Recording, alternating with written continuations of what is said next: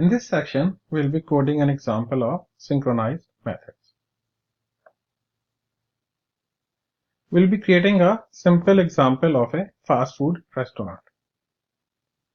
We will create new class fast food restaurant where clients can buy burgers. We'll be maintaining a counter when a client buys a burger to track the number of burgers sold. We will also print the name of the client who entered the store last. We will implement this example without synchronization first, and then we'll implement with synchronized methods. So let's create a class, new Java class, and the class name is fast food restaurant.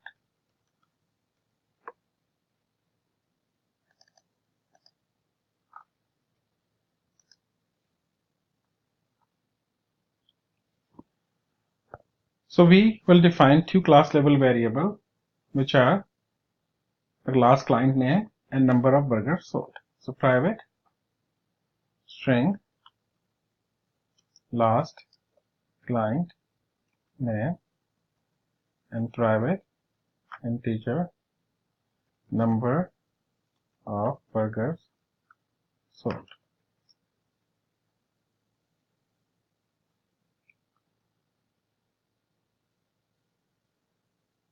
Now we'll implement a method buy burger. So public void buy burger and string client name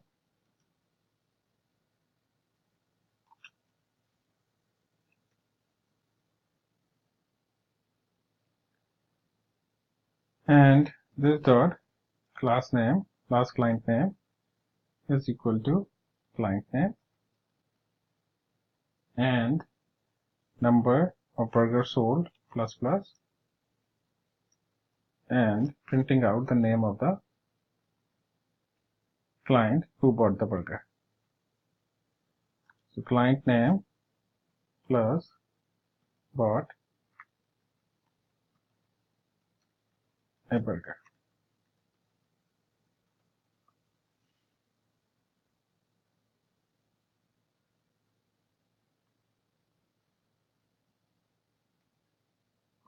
Now let's implement a long running process. So it is just sleeping, and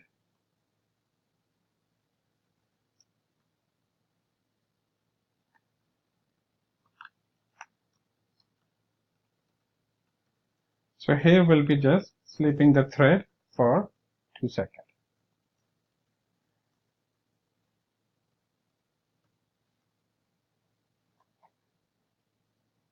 And let's add the try catch. And let's call this a long running process when you buy the burger, and this process is basically making the burger. And the reason why we have defined this outside is we'll be implementing this example with synchronized block, synchronized method. So we have a use for this, and you will see that use very soon.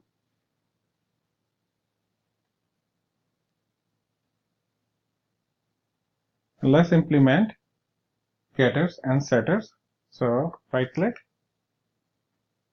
generate getters and setters.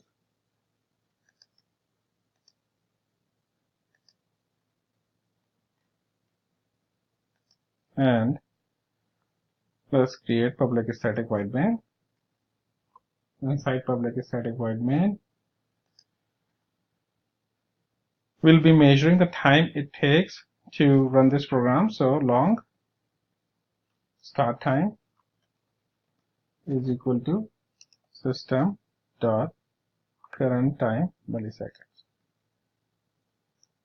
And now create an instance of fast food restaurant.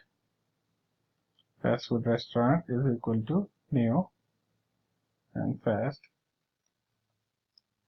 food restaurant.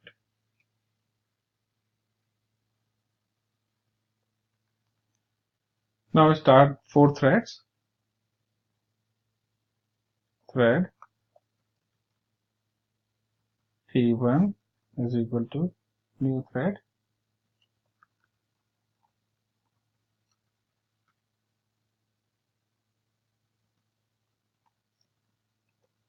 So we're starting 4 threads because there are 4 buyers who buy the burgers and they came in parallel. So we'll be providing the name of the clients who will be buying the burger in this 5 burger. Let's say it was Mike. And then thread 2 is equal to new thread.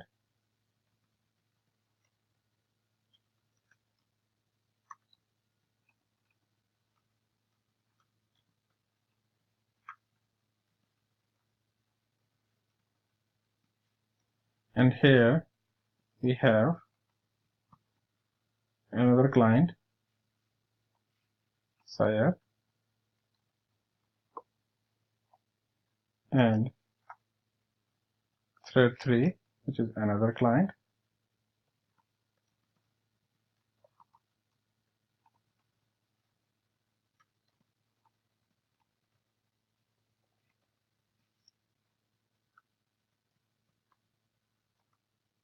And let's say it's Gene.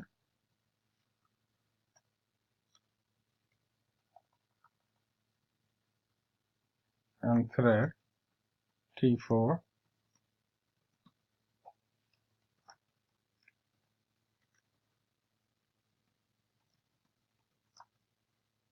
fast food restaurant.buy burger. Let's say it was Amy.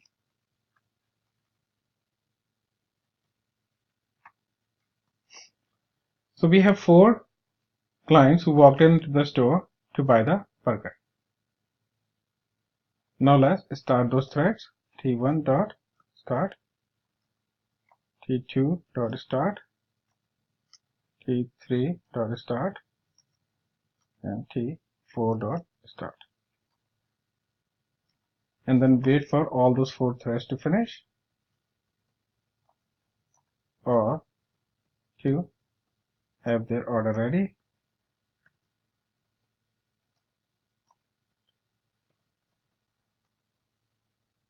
And let's add the exception handling here. Add exception to method signature. That will take care of all the errors. And now let's print out total number of burger sold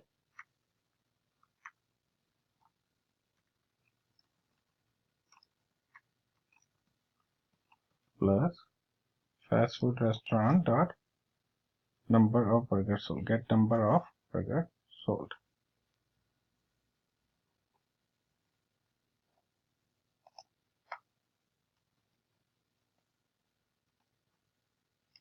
The last name of client is plus fast food restaurant dot get last client name.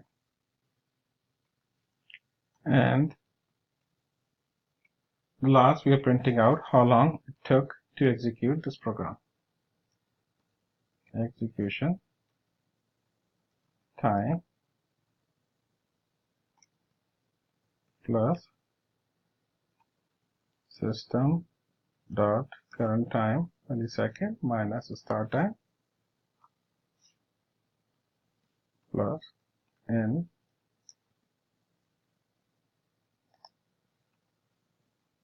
milliseconds.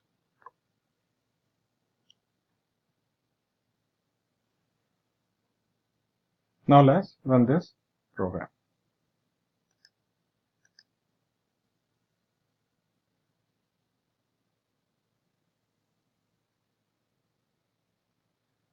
So you can see that Mike bought a burger, Syed bought a burger, Amy bought a burger, Jean bought a burger, total number of burgers sold is 4, the last name of client is Jean, and total execution time is around 2 seconds. Now let's run this program again.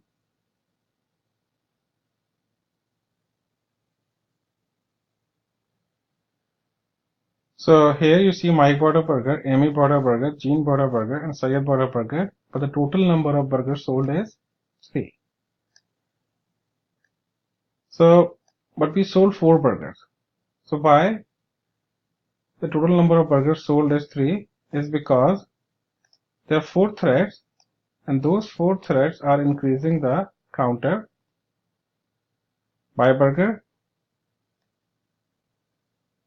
and this by burger is increasing the counter of number of burgers sold. So there may be a race condition created by those threads, and those threads have the wrong copy, or they have the value of those variables which was not reflecting the current state of number of burgers sold. So that's why we are saying the total number of burgers sold is 3 instead of 4. So let's see how we can fix this problem. So what we'll do is that we'll just copy this program, copy, and then paste it, and then rename this example to fast food restaurant synchronized method.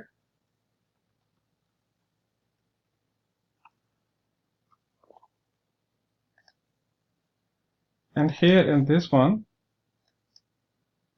what we will do is we will just make this method synchronized.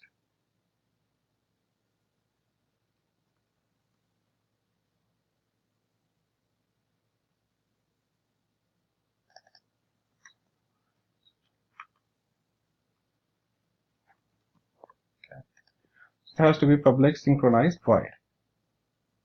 And now let's run this program.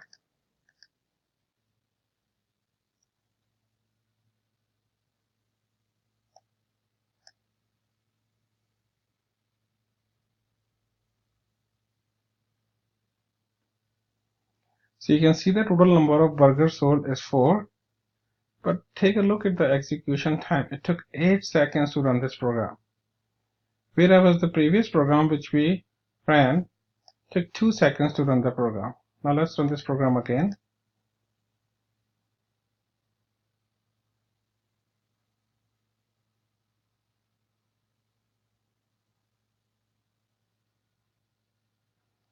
So total number of burgers sold is correct, but it is taking 8 seconds, and the reason why it is taking 8 seconds is when the first thread comes in, it runs a long running process, and all other threads have to wait for it, and when it gets the complete execution done by the first thread, when the second thread gets in, run this whole statements, run these 4 statements, and then once it executes the 4 statement, then the thread 3 comes in and then run it, and you can see that because there are 4 threads and every thread is sleeping 2 seconds, that's why the execution time is around 8 seconds. So when we were running it without synchronized method, it was taking 2 seconds, but this synchronized method, it is taking 4 seconds.